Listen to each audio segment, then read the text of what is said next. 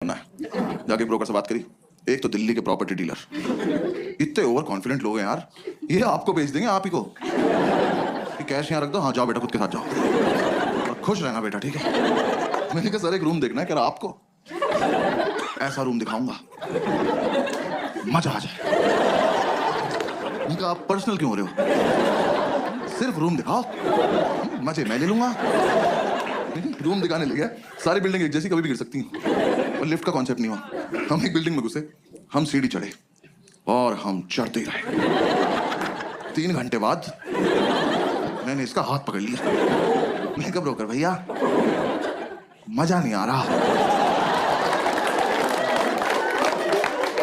कह रहा आएगा अभी और चढ़ना है। मैं कहा आप चढ़े, मैं कर रहा हूँ कोशिश। कह रहा नहीं नहीं चढ़ो।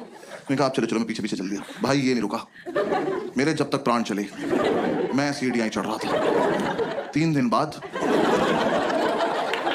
मैंने इसका पैर ही पकड़ लिया। मैंने कहा ब्रोकर भैया सच्ची सच्ची बताना वो वैष्णो देवी है।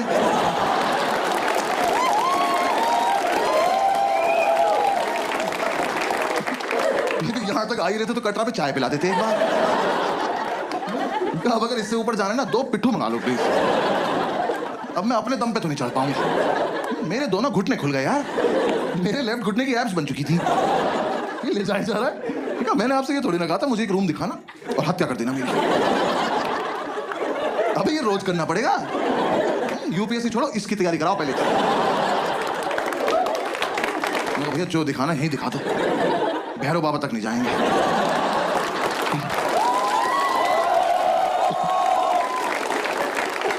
इसने मुझे रूम दिखाया, वो रूम इतना बड़ा था, ये रेड वाला पार्ट देख रहे हो, इसका आधा कर दो। उन्होंने ऐसे गेट खोला, कहता कम इन। मैं कहा वेयर टू गो नाउ। मैं कहा वेयर इज इन। कह रहा ये। मैं कहा सर हम इसके लिए चढ़ाई कर रहे थे।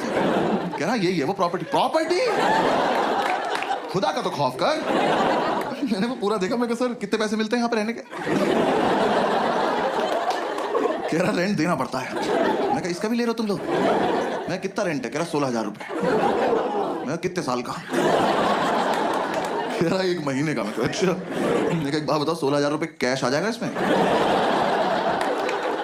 मैं रेंट देने से पहले छिपाऊंगा कहाँ।